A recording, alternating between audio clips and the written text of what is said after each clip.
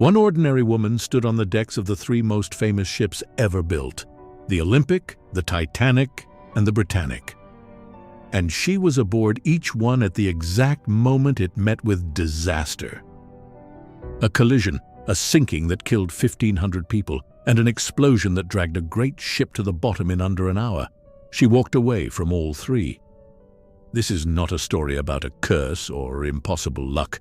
The truth is stranger and far more human. This is how one woman survived the unsurvivable 3 times. She was born Violet Constance Jessop in 1887 in Argentina, the eldest child of Irish immigrants who had crossed the world chasing a better life. There was little money, and there were many mouths to feed. As a small girl, she fell gravely ill, with what was almost certainly tuberculosis. The doctors examined her, and they were blunt with her mother. The child had only a few months to live. Violet did not die. She recovered completely against every prediction. It would not be the last time the experts were wrong about her. When her father died, the family sailed for England, and Violet, still only a teenager, left school to help raise her younger brothers and sisters.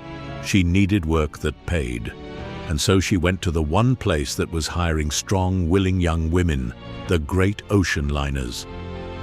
She signed on as a ship's stewardess with the White Star Line. And here is the simple fact at the heart of the whole mystery.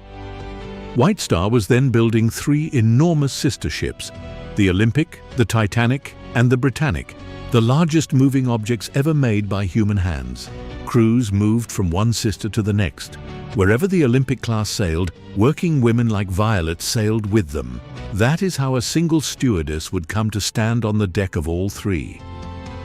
The first of the sisters, the Olympic, went to sea in 1911, the pride of the line, the biggest ship in the world.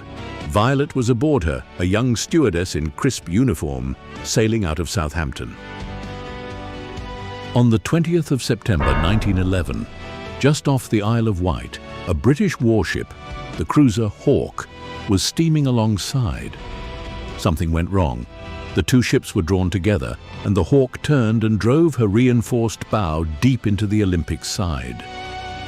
The blow tore a gaping hole in the hull of the unsinkable Olympic. Water poured in, but the great ship held and limped slowly back to port.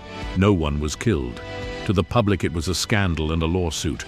To Violet, it was a violent scare and a story to tell. She went back to work. What almost no one understood was the warning hidden inside that day. These new ships were so vast, so powerful, that the sea and everything on it now moved differently around them. The Olympic had survived. Her younger sisters would not be so fortunate. In the spring of 1912, Violet joined the newest, grandest sister of them all on her very first voyage. The ship the whole world was calling unsinkable, the Titanic. For 4 days it was the finest posting of her life, gleaming, warm, impossibly luxurious. Then, late on the night of the 14th of April, far out in the freezing Atlantic, the Titanic found the iceberg. At first there was only a shudder and a strange sudden silence as the engine stopped. Below decks, the stewardesses were woken and told to dress their passengers warmly and bring them up. Calm, orderly, reassuring. No one truly believed the ship could sink. Violet helped her charges into their life jackets and up the stairs into the cold. On the boat deck, she was ordered into Lifeboat 16 to help steady the frightened women already aboard. And as the boat began its long drop down the side of the hull, an officer leaned over and, without a word of explanation, placed a baby into her arms.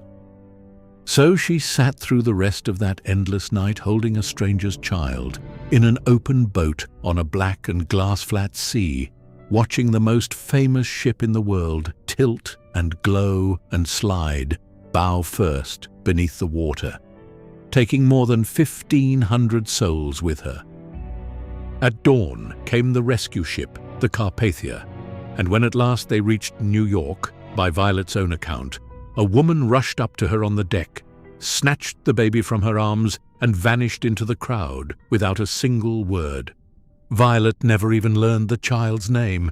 She had survived the worst peacetime disaster in the history of the sea. She might have left the ocean then for good. But within 2 years the world was at war, and the sea became more dangerous than any iceberg. The third and final sister, the Britannic, the biggest of them all, was never to carry a single holiday passenger. She was painted white, marked with great red crosses, and sent to the Mediterranean as a floating hospital. And Violet went with her. She volunteered as a nurse, a stewardess in the service of the wounded, tending soldiers in the wards of the Britannic as the ship ran between the battlefields of the Eastern Front and home. She had now served on all 3 sisters. 2 of them had already tried to kill her. The third was about to make the most determined attempt of all.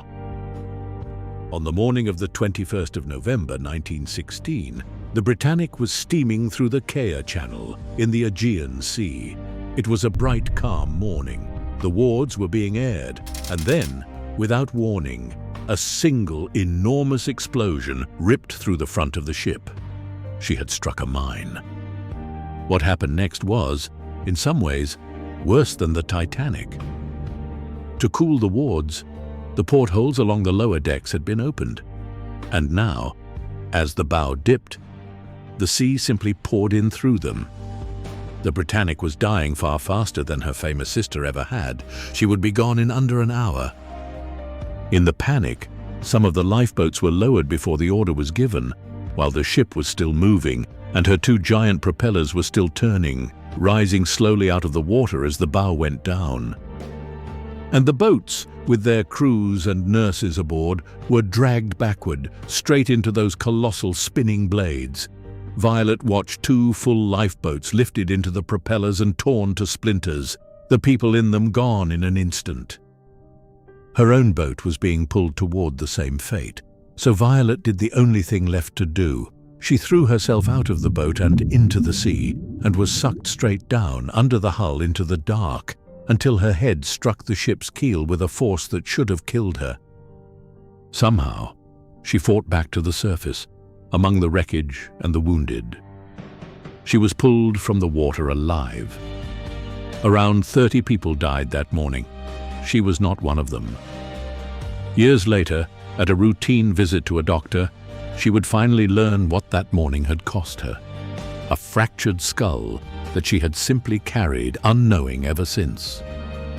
3 ships, 3 times the sea reached for her, with iron, with ice, and with fire. 3 times it missed. So how is it possible? Strip away the legend, and the first answer is almost ordinary. Violet was not a cursed passenger, drawn to doom. She was a professional, a working stewardess of the White Star Line, posted from one of its 3 great sisters to the next, exactly as her job required. The mystery of how she was always there is really the story of an ordinary woman doing an ordinary job, in an extraordinary age. But that only explains the mechanics. It does not explain the woman. Because the truly astonishing thing is not that the sea found her 3 times. It is what she did afterward. After a collision, after the Titanic, after the Britannic and a fractured skull, Violet Jessop went back to sea. When the war ended, she returned to the repaired Olympic, the eldest sister, and simply carried on, ship after ship, ocean after ocean, year after year. She sailed for decades more, even taking part in long world cruises, before she finally retired in 1950 at the age of 63. And the baby from Lifeboat 16? By Violet's own telling, many years later, her telephone rang one night. A woman's voice asked her, "Were you the one who saved a baby the night the Titanic went down?" "Yes," Violet answered. "I was that baby," the voice said, and laughed. And the line went dead. She never knew if it was true. A deadly childhood illness, a collision, the Titanic, the Britannic, a broken skull. She had lived through all of it, and for most of her life, she spoke of almost none of it. Only late in life did she set it all down on paper, the quiet, clear-eyed testimony of a stewardess who had been standing again and again at the exact place where history broke. Her memoir would not be published until long after she was gone, Violet Jessop died in 1971 in a small cottage in the English countryside of natural causes at the age of 83. The Unsinkable Woman, in the end, came gently to rest on dry land, far from the sea that had tried so many times to claim her. They built 3 ships and called them Unsinkable, and one by one the sea proved them wrong. But it never could prove it about her. Through ice and iron and fire, the only truly unsinkable thing on any of those 3 great decks was Violet Jessop herself.